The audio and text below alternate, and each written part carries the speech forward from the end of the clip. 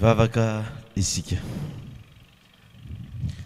Jehovah Andriamanitra ray, Andriamanitra Abraham ianao, Andriamanitra Isaka, Andriamanitra Jakoba, atolotra ianao ny dera sy ny haja sy ny voninahitra mandrakizay. Haleluya! Misaotra ray eo nitahinao zao fiangonana izao, tantananao ny dianay, nirovanao anay tamin'ireo loza rehetra, tamin'ny lalana izay nalehanay na lavitra na ny akaiky ka tonga soamatsara eto Antsirabe indray izay androany. Tsy tonga fotsiny eto izay fa amin'ny andro fotoam-pivavahana masina ny sabata dia tonga mivory maro eto tokoa izay. Nitondra ny fanambinana sy ny fitahiana izay nomenao anay araka ny baikonao izay manao hoe aoka tsy misy iseho fananatreko tsy mitondra fanatitra ny olona. Vaoaka ny olona samy mitondra araka izay zakany avy araka ny fanambinana izay nomen'Andriamanitra azy. Kodendreto izay Tompo, mitondra izany satria nambininao sy nitahinao, ko dia raiso izany no hanitra kasitranao amin'ny seza fiandriananao. Ka ny sampatan'olona, ny tokantrano tsiraray avy, ny paosy izay nivoahany zany ane, dia ho tanteraka aminay ny teny fikasanao fa ivoanay tokoa ny varavaran'ny lanitra ka andritsanao fitahina fianambiam-po anay, ary dia asianao teny mafy ny valala ka tsy hanimba ny vokatray, ka dia vanim-boa ny taninay, ny asa mandraranay, ny varotra ataonay, ny fiompiana sy ny fambolena ataonay, ny asa tanana izay ataonay, ny asa birao izay ataonay. Eny fa na dia tsy manana asa aza dia omenao fidiram-bola satria mitahy ianao ka tsy mivadika amin'ny teninao. Ho tahinao ny marary rehetra ka dia ho sitrana, ho vahanao ny olana amin'ny tokantrano tsiraray avy, ary dia iainanao raha miantso ny vaokanao, ary amaly ianao raha mitaraina ny vaokanao.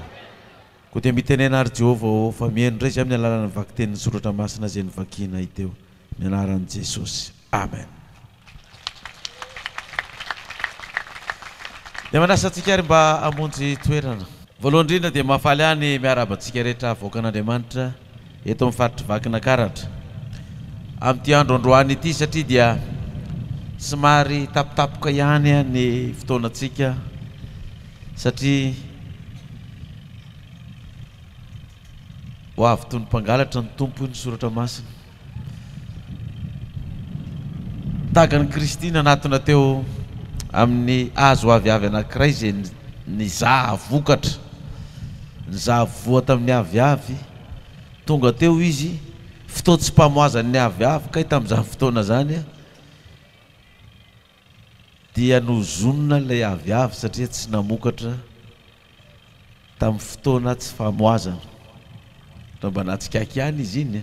raha mba fotoam-pamoazana hoe lany ny vokatra ny tsisy tsony dia mba azo mba ny ekena sy ny nona ihany, fa efa tsy fotoam-pamoazana verangany dia mbola nozonona ihany ilay aviavy. Sahala amin'ny hoe misy zavokazo dia tsy fotoam-pamoazana zavokazo dia tsisy eo, dia hozononao ve zavoka io, fa inona moa ny lesona tiany zany atao hoe amin'ny ora tsy ampoizinao tokoa ry azo aviavy na tongavan'i Jesosy eo anilanao ao ka hitaky voa aminao izy, mamovy ianao sa tsy mamovy ka raha sanatria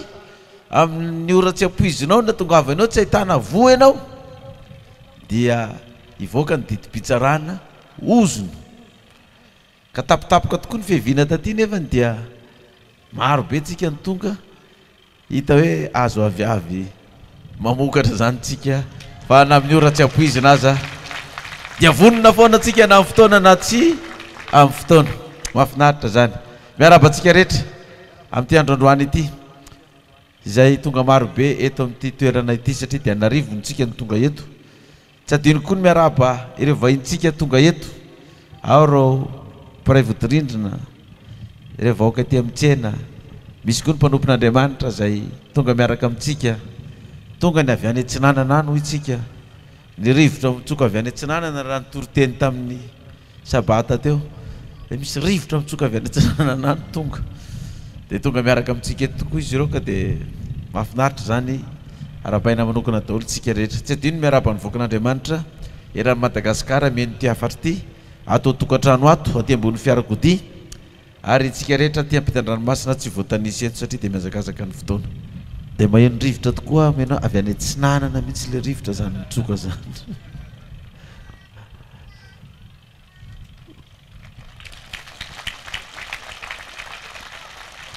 Raha mipitsitsika dia eo na mivoaka amin'ny Fianaratsoa raha Pitsoalahady fa firy moa ny datendroany 9 septambra raha Pitsotsika eo na mivoaka amin'ny Fianaratsoa miandry nivoaka amin'ny Fianaratsoa zany candidat paster izany satria izy rery no an'ny tokana pastora ifaninana amin'ny 5 amin'ny 4 zany a za rery sisa nompanampon'Andriamanitra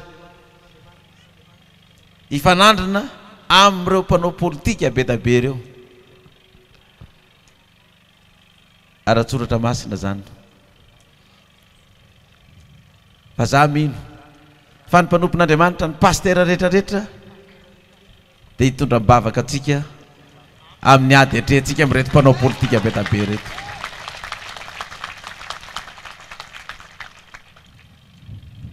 misy antony io matoa nataon'Andriamanitra hoe tokana ny mpanompon'Andriamanitra fa tsy nataony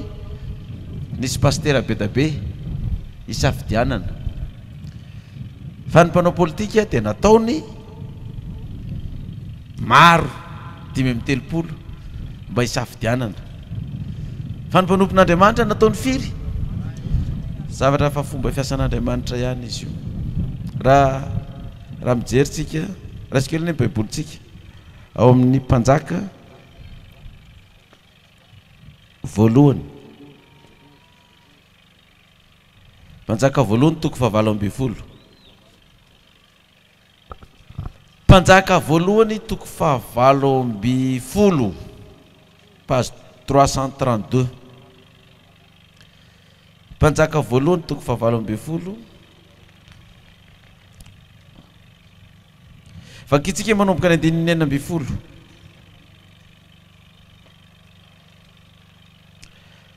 Mpanjaka voalohany toko 7 vakitsika manomboka ny 9 ka hatramin'ny 20 dia lasa Obadia nitsenany Ahaba zany mpanjaka presidenta amin'izany ka nilaza taminy ary Ahaba nandeha hitsenany Elia ary honitany Ahaba Elia dia hoy izy taminy hay tonga ety ianao ry ilay mampidi-doza amin'ny Israely fa Elia namaly hoe azafady tsy izao no mampidi-doza amin'ny Israely fa ianao sy ny mpianakavy ny rainao ihany tamin'ny nandavanareo ny didiny Jehova sy ny nanarahanao ireo bala ary ankehitriny maneraha amoron'ny Israely rehetra iaona amiko any amin'ny tendrombohitra Karmela ary ny mpaminany ny bala 50 amby 700 sy ny mpaminany ny Asera 700 izay mihinana eo amin'ny latabary Jezebela dia naniraka tany amin'ny zanak'Israely rehetra abaka namorony mpaminany io any tendrombohitra Karmela ary dia nakao amin'ny olona rehetra Elika nanao hoe mandra-pahovinany ro isaina ianareo raha Jehova no Andriamanitra manaraha azy fa raha bala kosa dia manaraha azy fa ny olona tsisy namaly azy akoriny dia hoy Eli tamin'ny olona izaho dia izaho rery ihany no sisa mpaminany Jehova fa ny mpaminany ny bala kosa dia 50 amby 700 lahy firy ny mpaminany ny bala firy ny Jehova ray ko raha bala ny Andriamanitra dia manarany 50 sy 700 lahy fa raha Jehova no Andriamanitra dia manaraha ilay raika lahy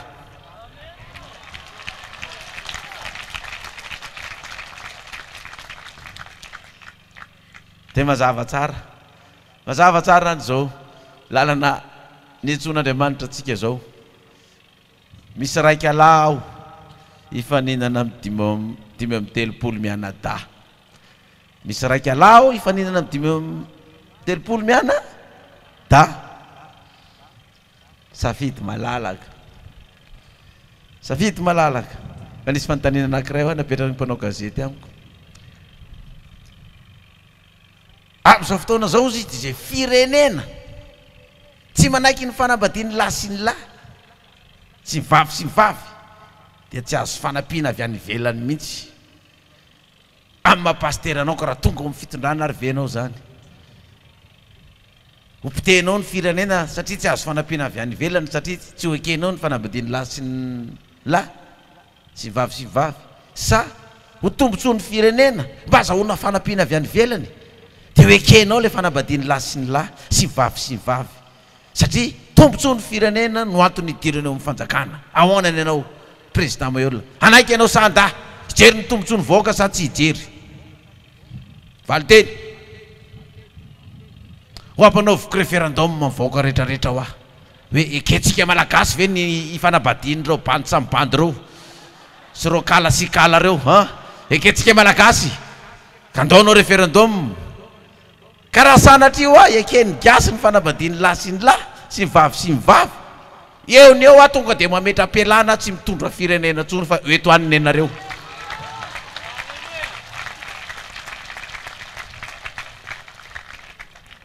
ok zay fa sao dia voatantara daholo dia manjary tsy misy tsirony aminareo tsony misy 500 lahy mpaminany izy fa mpaminany Jehova firy ray ie dia tsy mba hisy ho safidianana kosa ve reo 500 reo fa dia hitonatonana ary aminankiray ry fitingo vetivety le ndraisantsika tamin'ny heriny perikôpantsika tamin'ny heriny Exodus 3:12 ny lalana nitondran'Andriamanitra ny zanak'Israely tsy namakiany ny ranomasina mena 7:10 ary rehefa nalefa ny Farao ny olona dia tsy mba netiny n'Andriamanitra tany amin'ny lalana makany amin'ny tany Filistina izy nananakaiky azy zany fa hoy Andriamanitra andrahoaneny ny olona raha mahita ady ka hiverina any Egypta fa netin'Andriamanitra ny vily ho any amin'ny lalana mahazo any anefitra amoron'ny ranomasina mena ny olona ary voahomana hiady ny fiakatry ny zanak'Israely avy tany amin'ny tany Egypta nazavaintsika hoe navilin'Andriamanitra lalana aloha ny zanak'Israely fa tsy nandeha tamin'ny lalana tokony nandanany intsony naviliny lalana ary reo vahoaka naviliny lalana reo tonga teo amin'ny ranomasina mena kotiny ranomasina inona vahoaka fa ny zanak'Israely netiny taon'olon'ireo vahoaka reo dia vohomana ny inona ozy izy hiady vohomana hiady dia ozy izy eo amin'ny andininy fa 4:20 ny andininy 13:10 ka hatramin'ny 15:10 ary hoy misesy tamin'ny olona aza matahotra ianareo satria horaikitra ny ady aza matahotra ianareo mijanona fa ho hitanareo ny famonjen'Andriamanitra zay ataony anareo anio fa ny Egyptianina iny moa ny Egyptianina resahana ato ny fantrana ny dahalo ny fakany vahiny ny tanyntsika gasy ka ampantrainantsika ny kolikoly ny alatra isan-karazany fanodikodonana sy ny fanondrenana arem-pirenena tsokotsoko reo ny Egyptianina zay hitanareo izao anio dia tsy ho hitanareo intsony mandrakizay Jehova hiado anareo fa ianareo kosa angina amen ary hoy Jehova tamin'ny Mosesy nahoana mitaraina amiko nareo lazao amin'ny zanak'Israely mba ninona lazao amin'ny zanak'Israely mba androso amin'inona ady efa nametra-pialana ny filoham-pirenena araka ny lalam-panorenana fa iroso amin'ny ady koa izy 5:30 ny maramila iroso amin'ny ady fa iray ihany neny Jehova ifaninana amin'ireo 5:30 reo baiko ny Jehova lazao amin'ny zanak'Israely mba ninona hiady sa tsy hiady hiady ve sa tsy hiady ahoana ny baiko ndana maninona lazao amin'ny zanak'Israely mba dia asivotehaka mafy ary ataovy ary ny orakoraky ny mpiady sabary Jehova sy paster Mayolla ohatrany tena mbola tsy maresin'ny skoto maro-drefy zany sabary Jehova sy paster Mayolla huraguraga be huraguraga be zany ny maramila vonona hiady zany lazao amin'ny zanak'Israely mba ninona androso amin'ny maramila miady rehefa raikitra ny ady dia reo daholo ny maramila miroso andeha hiady tondra basy mitodika makany aloha fa misy maramila anankiray mipetraka ao afara ao manaraka avy aoriana ao mitazona basiko fa io maramila Farao dia tsy tifitra ny fahavalo fa ny maramila ny olo no tifiriny izay mitodika ka miverin-dalana. Zay ny asan'io maramila o Farao zay raha misy maramila tonga za iverina fa ohatrany enjana be ty fa lora ka iverina dia misy basy miandry anazy eo mitifitra zay miverin-dalana fotsiny nataon'io maramila o Farao io. Zany tamin'ny première guerre mondiale sy tamin'ny deuxième guerre mondiale. Zany hoe ny maramila piaty dia tsy mahazo maninona zany fa tsy maintsy mandroso. Azao mizaraka Israely mba handroso. Dia hozy izy Jehovah tamin'ny Mosesy atondroy amin'ny ranomasina ny tenanao fa ninona ny ranomasina hozy izy isokatra 7 octobre hotondrona ny vahoaka fa isokatra ny rano androso ny zanak'Israely. Halleluja. 7 novembre atondro ny tena mikatona ninona dia ho ately ny ranomasina ao ny efa ny tany sarintsika ataony Egyptianina rehetrarehetra. Zay ny amin'iny avelantsika any iny fa trafokena ome mahery ambava omana ampomy tradisy le ampomy eritreritra ampomy esona ny tokony ataony satria rehefa voky dia maninona dia matory tokony ahitsy iny amin'izao andro ny fandrosoana zao ampomy esona nda ho ary lasitsika resaka efa velona ny sifle raikitra ny kiririoka lazao amin'ny zanak'Israely mba ninona androso ao amin'ny baiboly tsy misy hoe lazao amin'ny zanaky vaingain-drano fa zanak'izy any lazainy eo ao tsy misy hoe lazao amin'ny zanaky vakinakaratra fa zanaky Israely ny resahanao ka hitondratsika ny fanazavana androsontsika ny zavatra ho ataontsika voalohany dia andeha ho ary ho raisitsika ilay vaky teny tao amin'ny Lioka 5 tao. Lioka 5 manomboka ny 17 izy io. Matoa izy ity tafiditra anatin'ny perikopa amin'izao fitsofana ny sifle zao amin'ny androsoany zanak'Israely iady satria ady io atrentsika io dia misy dikany ty perikopa atsika ty fa ho avoakako amintsika eto ndray ny tian'Andriamanitra ho resahana amin'ity ary averiko fa ity toko sy andininy zay perikopa atsika ty dia efa tany amin'ny oktobra tamin'ny heritaona tany hoany ny efa nanaovana anazy nefa aty amin'ny taona vaovao heritaona teoriana no amakina azy sy hanazavana azy eo amin'ny fiangonana dia jerevo ny hitovizany amin'ny raha misy eto amin'ny firenena amin'izao fotoana zao. Io moa nitsonany Matio Levy zay mpamory hetra dia 17 zao ny vaky teny Matio Lioka 5:17 rehefa afaka zany dia nandeha Jesosy ka nahita mpamory hetra atao hoe Levy Matio zany peraka atao mpamoriketra dia hoy izy tamin'ny manaraha ary nafo iny zavatra rehetra izy ka nitsangana dia nanaraka azy. Tsy misy fanazavana hoe izy tena namana tena iza ianao le mpamory hetra ndao manaraha dia navelany tao ny asany lasa izy nanaraka azy fa tena mpandehanana tany mpamory hetra zany mpanakarena zany be vola zany 17 ary Levy nanao fanasana lehibe tao an-tranony ho an'i Jesosy ary nisy mpamory hetra maro sy olo-kafa koa zay niara nipetraka nihinana teo aminy fanasana lehibe olona be da be ny nasaina sakafo matsiro rehetrarehetra toto vai teo daholo zany zay misotro labera misotro zay misotro ski misotro zay misotro jus de garanadelina misotro zay misotro jus de baramba misotro samy misotro zay rehetrarehetra tao fifaliana tsisy oatra zany 13 fa ny farisea sy ny mpanoran-dalàna zay teo aminy dia nymonomonina tamin'ny mpianatra Jesosy ka nanao hoe nahoana ianareo no miara-mihinana sy misotro amin'ny mpamory hetra sy ny mpanota nahoana ianareo no miara-mihinana sy misotro amin'ny mpamory hetra sy ny mpanota mba magaga io fanontaniana io ny fariseo sy ny mpanoran-dalàna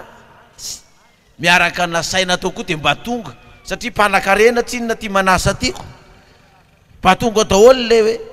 mpitondra fivavahana fariseo sy mpanorad-dalàna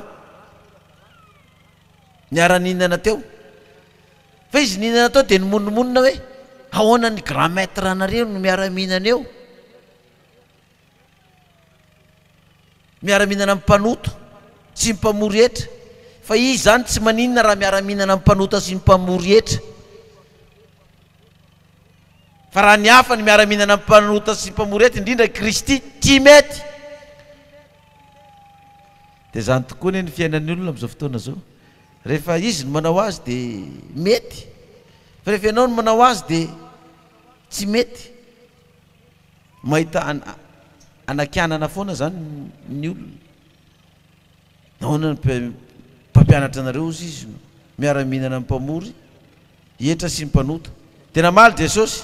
tsy ny mpianatra ny namaly fa Jesosy ny namaly nanao taminy hoe tsy ny finaritra mila mpanao fanafody fa ny marary tsy avy antso ny marina fa ny mpanota mba hibebaka tsy ny finaritra mila mpanao fanafody fa ny marary tsy avy antso ny marina fa ny mpanota mba hibebaka zay nanirana ny Kristy dia ho hitatsika fa amin'izao nanirana antsika zao lazao zanak'Israely mba handroso be da be ny mpanota sy ny mpamory etra manasa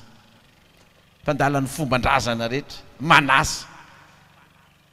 zay lazay ny fariseo sy ny mpanorad-dalàna fa mpanota ireny ny olona reny mpanompo sampy reny fa maninona ny mpampianatra nareo no mandeha miriorio sy miaraka amin'ireny ihany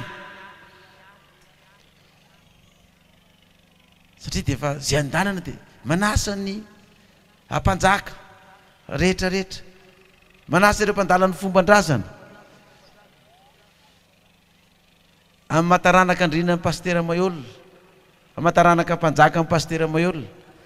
izy taom-baovao lehibe atao ny fianaratsoa manomboka amin'ny talata io ny mpanjaka rehetrarehetra ny Madagasikara nasaina any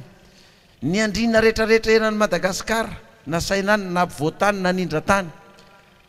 ny andrina rehetra voatany-narivo angamba dia mety ho 100 no avy ihany koa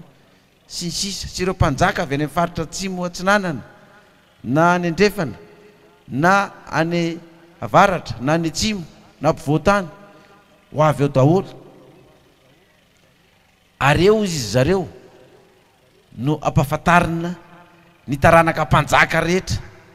fa izany pastera Mayol izany dia taranaka mpanjaka ihany koa dia tsy maintsy hiara-sakafo miaraka amin'ireo fa izy fariseo sy mpanorad-dalàna iteny hoe fa maninona ny mpampianatra nareo ny miara-mihinana amin'ny mpanota sy ny mpamory etra fa hoy Jesosy tsy ny finaritra mila mpanao fanafody fa ninona ny marary fa ny zanak'olona tsy avy hiantso ny marina fa ny mpanota hibebaka irana antsika amin'izany toerana zany na rio ary dia mbola nalazainy apôstôly Paoly hoe manao tahaka ny jentilisa mba zahoko ninona ozy izy jentilisa manao tahaka ny mpamory manao tahaka ny zay tsy manana lalàna mba zahoko zay olona tsy manana lalàna zany ka isan'ny olona zay tsy manana lalàna ozy izy manao tahaka ny jiosy mba zahoko ny jiosy zay antikrist zay contre ny Kristy zay namono ny Kristy tamin'ny azo fijaliana dia anao tahaka azy mba zahoko azy kio satria olona tokony hovonjena koa ireo fa tsy zay ny fijerin'ny fariseo sy ny mpanorad-dalàna fariseo sy mpanorad-dalàna mpivavaka mpanompon'Andriamanitra vavaka sabata zany fariseo sy mpanorad-dalàna zany tsy mihinana kisoa zany tsy mihinana biby maloto zany fa tsy mety amin'ilay Kristy tsy mety aminy satria metrano any amin'inona mpanota kazakaka tsika raha hita indray fa iny pastera fa netrano any amin'ny mpanota netrano any amin'ny mpamory etra ka maretsika na mahita any amin'ny tambajotra ny fifandraisana rehetrarehetra any na gazety na radio na Facebook sy ny sisa hoe efa tsy izy tsony fa efa nivadika fa efa miaraka amin'ny mpanompo sampy efa miaraka amin'ny jiolahy efa miaraka amin'ny mpanota tsy izy tsony io zay ataon'ny olona amiko izy Jesosy dia ataon'ny olona amin'izy koa aminareo koa kasakakany zany tsika zavatra tsy maintsy ho avy zany fa tsy ny finaritra mila mpanao fanafody fa ny marary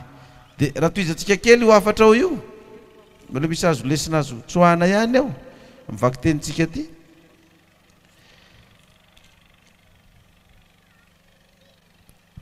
leko toko fadimy andininy telo amby folo sy ny manaraka ary hoy izy taminy ny mpianatra jauna mifadianina matetika sy mivavaka ary ny fariseo komba tahaka izany ihany fa ny anao kosa mihinana sy misotro ihany ary hoy Jesosy taminy mahay mampifady ny havany mpapakatra va ianareo raha mbola ao amin'ny ihany ny mpapakatra fa ho avy ny andro ary rehefa voaisitra ny mpapakatra hiala aminy dia amin'izay andro zay vao hifady izy io ny mpapakatra eo manao fanasana dia misy sakafo be eo dia mariazy ve dia hiteny amin'ilay olona anatin'ny mariazy nareo hoe mifady anina daholo androany a nefa ny sakafo efa ambony latabatra ny olona efa ambony latabatra daholy vavaka sisa no andrasana dia izy hiteny ao hoe marina fa mariazy androany fa ngady dininareo fa andro fivadikanina ane androany fa onareo ny tsy mifady mahazonao atao ve izany raha mbola ao ny mpapakatra fa ho avy ny andro ary rehefa voaisitra ny mpapakatra hiala aminy dia amin'izay andro zay vao hifady izy ho avy ny andro rehefa voaisitra ny mpapakatra hiala aminy amin'izay izy vao hifady zao nge ny sariny zany ho avy ny andro fa efa nilaza Jehova fa navily ny lalana ny zanak'Israely hitany ranomasina mena lazao amin'ny zanak'Israely mba handroso ho avy ny andro fa efa hiala ao le mpapakatra hiala amin'ny vahoaka io izy hiala amin'ny fiangonana io amin'izay izy fa ato izy zao aloha dia mbola samy mihinana fa rehefa miala amin'izay izy tsy manina afaka mifady amin'izay ianareo rehefa tonga any amin'ny lampany izy mifady nareo fa mbola tsy tonga ny androny zao fa rehefa tonga ny andro ny ialany dia afaka manina amin'izay izy ny olona afaka mifady ina zany nidikan'izany ohatra ny tsy mety ihany ty antso fivadikanina ty attention mon ami mbola ao mpapakatra sa mbola safa lasa mbola ao izy maheno ahy daholo tsika amin'izao toroteny zao eto Taninarivo era Madagasikara nisy antso ihany to tonga fivadikanina ohatra ny diso ihany le antso ny vilalana kely fa mianjera ny perikopy eto raha mbola ao mpapakatra tsy tokony mbola hifady fa rehefa lasa ny mpapakatra amin'ny andro ialany afaka maninona an'izay ozy izy afaka mifady ka zay efa nifady androany zany dia efa rano androany ny fivadikanina fa rehefa lasa ny mpapakatra toy izy ny finanankanina toy izy ny fivadikanina rehefa lasa ny mpapakatra tsy ela izy dia ho lasa fitaona foy sisa dia tsy andrinareo ve zany tsy andrinareo ve zany mbola eo mpapakatra minana aloha fa rehefa lasa izy dia maninona amin'izay fadianina amin'izay inona ny antony ifadikanina rehefa lasa izy sao dia hoe lasa le mpapakatra izy no lehibe amintsika fa hoana no ianao no lehibe tanemy fa samy tompony attention sao dia hiady an-trano ao fa mba tsisy ny ady an-trano sy ny fifandiranao fa dianina rehefa lasa ny mpapakatra fa rehefa lasa io mpapakatra io inona no ataonao izy inona le fanoharana manaraka eo sy ny tota sy siny vao misy programme anasy io projet de société omeny andininy enina amby telopolo milioka toko fadimy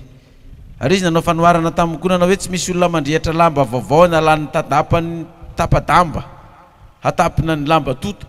fa raha izany dia matritra ny vaovao izy ary tapadamba nalaina tamin'ny vaovao dia tsy hifanaraka amin'ny tota ary tsy misy olona manisy divay vaovao anaty sy ny hoditra tota